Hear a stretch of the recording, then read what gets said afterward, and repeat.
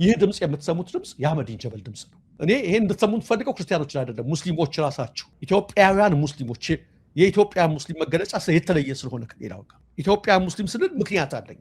የኢትዮጵያ ሙስሊም ማለት ፍቅር መሆኑን የአንድነት ካስማ መሆኑን ደግ መሆኑን ሁላችንም ፕሮፓጋንዳ የማይል የማምከን ስራ ነው የሚሰራው። ግለሰቦች ተደራጅተው ቡድን እንዳይፈጥሩ ማቀብ ነው። እያንዳንዱ ውስጥ ሁለት ነገሮች ናቸው። ቡድኑን በመበታተን ወደ ግለሰብ ለመሞከር መሄድ ነው። በቡድን ደረጃ ቡድኑ በማህበረሰብ ላይ ተጽዕኖ እንዳያሳርፍ ማድረግ ነው። ማህበረሰቡ ያንን ቡድን እንዲተፋው ሪጀክት እንዲያደርገው እንዳይቀበለው የማድረግ ስራ ነው የሚሰራው። በማህበረሰብ ደረጃ ከሆነ ደግሞ ማህበረሰቡን ወደ ቡድኖች መከፋፈል ነው ጥረት ቡድኖች ማለት። ሁለተኛ ደረጃ ደግሞ ማህበረሰቡ በሀገር አቀፍ ደረጃ ተጽዕኖ እንዳይኖረው ማድረግ ነው የሚሰራው።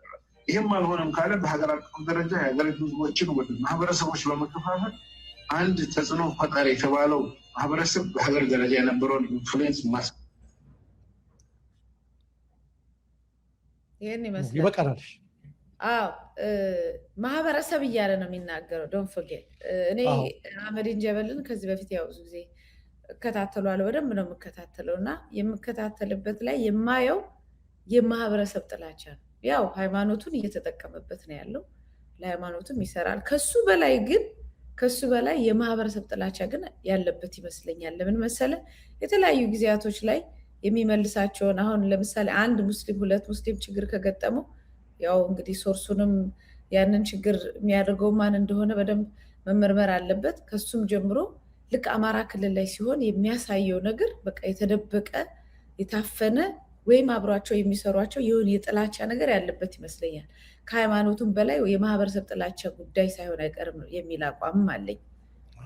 እስኪ ጽሁፍ ደግሞ አለች ስልጠናዋ ላይና ሁለቱ ላይ አንድ ላይ ጽሁፏን ደግሞ እንመለከታት። የተሰራጨችው ከሰጣቸው ላይ የወጣችው እንደማጠቃለያ ከስልጠናው ዶክመንት ላይ ነው።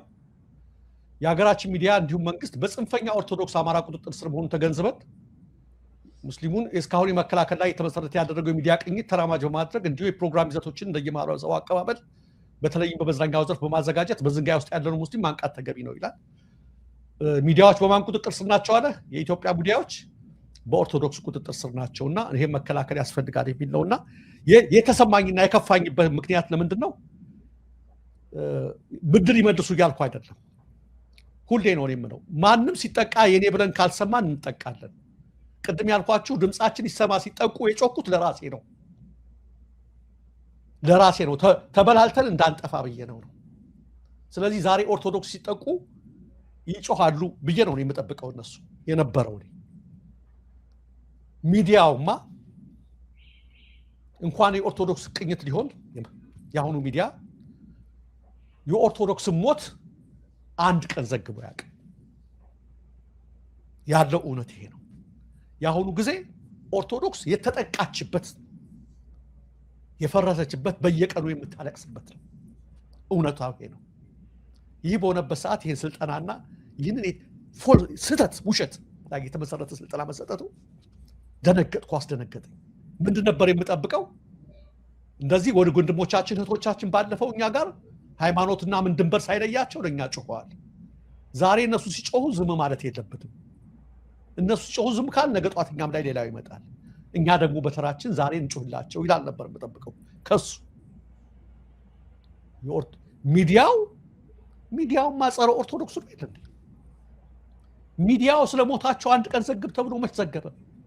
አርሲ ቢኬድ ወይ ምን ቢኬድ የተስሞት ቢኬድ አንድም ቀን ዘግቦ ያቅም አንዱ ይሄ ነው። ሁለት ደግሞ በጣም ያስደነገጠኝ ከሁሉ በላይ ከፖለቲካ ድርጅቶችም ተንኮለኛ ፖለቲካ ድርጅቶች የሚያደርጉት ስልጠና ነው። ምንድነው ያለው?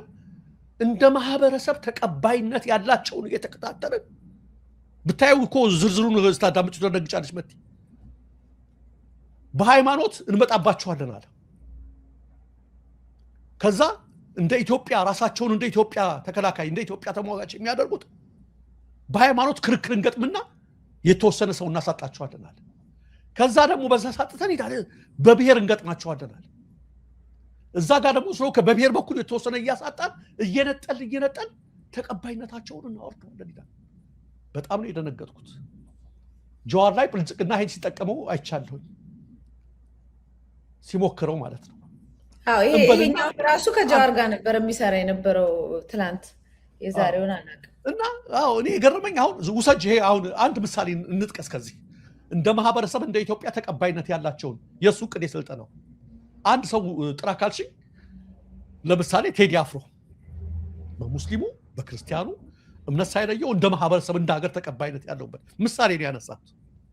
ትናንት እንኳ ሃፒ በርዝዴይ ላላችሁኝ አመሰግናለሁ ላላት ቃል እንኳ ከ80 ሺህ አካባቢ ላይክ ነው ያገኘው ሀገር ስለሚወደው ማለት ነው ከመሪ በላይ ማለት ነው።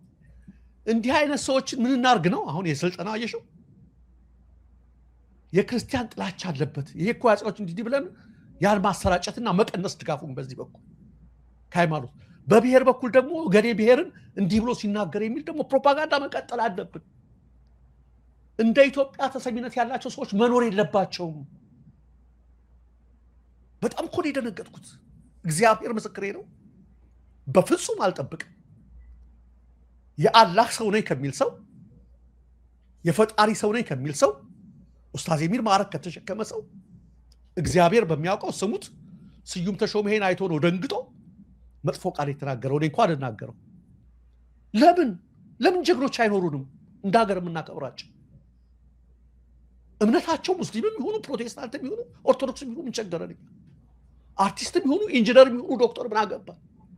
ብሔራቸው ኦሮሞም ይሁኑ አማራም ይሁኑ ምን አገባ? በጣም እኮ አደገኛ ነገር ነው። ከአሁን በፊት እነዚህ ነገሮች ከሆነ አይተሽ ከሆነ በኦሮሞ ብሔረተኞች ዘንድ ያለው አንዱ ችግር አብይ ወደዚህ ሲመጣ ለምንድን ነበር እንደ ጠላት ያዩት? ስልጣን ላይ ሲመጣ ኢትዮጵያ ስላለ ነው። አይተሽዋል። ስልጣን ላይ ሲመጣ እኮ ድጋፍ የለውም ነበረ። ለምን? ሜንታሊቲያቸው የአህመድ ጀበል አይነት ነው። እንደ ኢትዮጵያ ሰው መውጣት የለበትም። በኋላ የደገፉት ምን ሲል ነው? ጎጤ ሲል ነው የደገፉት። እሱ የሚለው ሁሉንም ማለት አንችልም። ደሬ ብዙ በኢትዮጵያዊነት የተቀበሉት አሉ። በጣም በዚህ ግን ፖለቲካውን ሲያከሩት የነበሩት ነው ነገ ኢቭን ኤፌክ ውስጥ እነሱ ሁሉ ገብተውበታል። እዛ ውስጥ ናቸው ያሉት።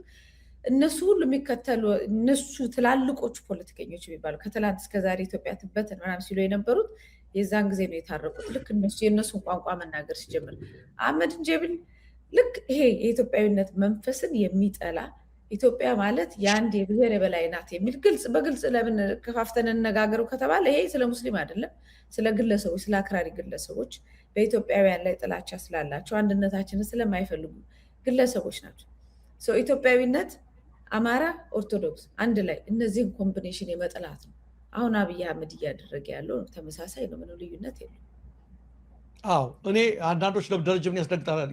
እኔ በራሴ አንድ ነገር ላይ ተሳረግበት ነው። መጽሐፎቹን አንዳንዶቹን አይቻለሁ። ያለፈው ስርዓት ያጸይም አቃለሁ። ይሄን ኦኬ ታሪክን ከተረዳበት አኳያ ታሪክ ነው ብሎ ከጻፈ ኢዲት አድርጋለሁ። አንድን ሰው የታሪክ አረዳዱ ነው ያ ስለሆነ ግድ የለም እያልኩ አቃለሁ። ጽሁፉን አመለካከቱ ነገር ይሄ እኮ ከዛ የከፋ እኮ ነው። በስልጠና ደረጃ እኮ ያለው ከዛ የከፋ ነው። እንደ ኢትዮጵያ ታዋቂነት ያለን ሰው ሸርሽረን ባዶ ማስቀረት አለብን። ሁለት ኦርቶዶክስ ሚዲያዎች እነዛ ስለሆኑ እነሱን ማድረግ አለብን። ከጎን ርቁምላቸው ሊል በሚልበት ሁኔታ ላይ ማለት ነው። በጣም በራሱ ቃል ስለመጣ ነው። ሰው ስላወገዘውም አውግዤው አላውቅም። ብዙዎች እንትን ስላደረጉትም በመጽሐፉም ላይ ያንያን ሲጽፍ ያጼዎችን ምንም እንትን አላል። ያሁኑ ግን በጣም የሚያስደነግጥ ነገር ነው የጻፈው። እያደገ መጣ ጥላቸው። የሚያስደነግጥ ነገር ነው የጻፈው። ደግሞ ሊክ አደረገ ኦዲዮ ምንም ሊያስተባብል ስላቃተው ምን ብሎ ይጽፋል? ዛሬ ፌስቡክ ላይ የበላይ የነበሩ አካላት ነው ዛሬ ስለ እኩልነት ሲጻፍ እኩል ነው ሲሏቸው የተበደሉ ይመስል ይንጫጫሉ ይላል። የቱ ነው እኩል እንሁን ማለት? እኩልነትማ እኛ እየሰበክን እኮ ነው። እኩልነትማ ለምን ሁሉም በሃይማኖት እኩል ያምልክ ማንንም አትንኩ ብለን ስለ እኩልነት የማይመሰበከው እኛ ነን እኮ። ሰው በእምነቱ በብሔሩ መገፋት የለበትም። ማንም በማንነቱ መጠቃት የለበትም። ሙስሊም ክርስቲያንም እኩል ነው እያልንማ ጉሮሯችን የደረቀው እኛ ነን እኮ። እናንተ ስትታሰሩ ለምን ተነኩ መብታቸውን በጠየቁ ብለን ስለ እኩልነት የጮህነውማ እኛ ነን እኮ። እንዴ ሚዲያውን ነውና ኦርቶዶክስ ጽንፈኛ ነውና እንታገለው ማለት እኩልነት ነው? ኢትዮጵያዊነት ተሰሚነት ያላቸውን ሸርሽሮ ማስዋጣት ማለት እኩልነት ነው? መርዝ ነው። የእባብ ተንኮል ነው። እኩልነት አይደለም፣ ክፋት ነው። ከአንድ ሙስሊምም የሚጠበቅ አይደለም። ለዚህ ነው የኢትዮጵያ ሙስሊም ማለት ደጎች፣ የዋሆች፣ ስሪታቸውን እናውቀዋለን። ይህን ደግሞ የምናገረው ለፖለቲካል ኮሬክትነስ አይደለም፣ አብረን ስላደግናቸው ስለኖርናቸው ስለምናውቃቸው ነው። ስለዚህ እናውቅ። ከዚህ አይደለም የተቀዳችሁት፣ ከዚህ አይደለም የተቀዳችሁት፣ ከአደገኛው መርዝ ነው። ሀገርን ከሚያባላ ህዝብን ከሚያባላ በጣም በጣም አስደንጋጭ ነገር ነው። ፈጣሪ እናምነዋለን የምትሉት ፈጣሪ ፍርዱን ይስጥ። ሌላ ምንም አንል። አይ የሙስሊሙ ማህበረሰብ አያውቃለሁ። ይህንን የማይደግፉ እንዳሉ በደንብ በሰፊው እናውቃለን። የሚቃወሙትም እንዳሉ እናውቃለን። ክፍፍልም በዛ ደረጃ እንዳለ እናውቃለን። የሙስሊሙ ማህበረሰብ እነዚህ አንዳንድ በጣም በዘርና በፖለቲካ በጎጥ ያበዱ ሰዎችን ሰፋ አድርጎ ማየት አለበት። ስለመጡና የእነሱ እምነት ተከታይ ስለሆኑ ብቻ ወደ ገደል ወደ ደም ማፋሰስ ሀገር ወደ ማፍረስ የሚሄዱትን ተው ማለት አለመከተሉን እንግዲህ እነሱ ያውቃሉ። ደግሞ እኮ ይሄ ክፍፍል ምንም አይወክልም የሚለውን ደግሞ ይያዝልን። እኛ እነዚህ ሰዎች የበለጠ ሌላው ማህበረሰብ ከሙስሊም ጋር የማለያየት ሂደት ነው እያደረጉ ያሉት። እሱ ላይ እንጠንቀቅ። ልክ ነሽ። ዋናው ነገር ይሄ ክፍፍል ታውቂያለሽ አይደለ? ይሄን የሚከተሉ ሰዎች ዛሬ በጭፍን ነገ ጠዋት በዚህ ብቻ ያቆሙ፣ ኦርቶዶክስን በመጥላት ብቻ ያቆሙ። በራስ ውስጥ ምን እንደተፈጠረ እናውቀዋለን አይደለ? እርስ በርስ ሰፈር መንደር ውስጥ ነው ዞሮ ዞሮ የሚገባው። አደገኛ ነገር ነውና ሁሉም ሰው ሊጸየፈው የሚገባ አደገኛ መርዝ ነው ለማለት ነው።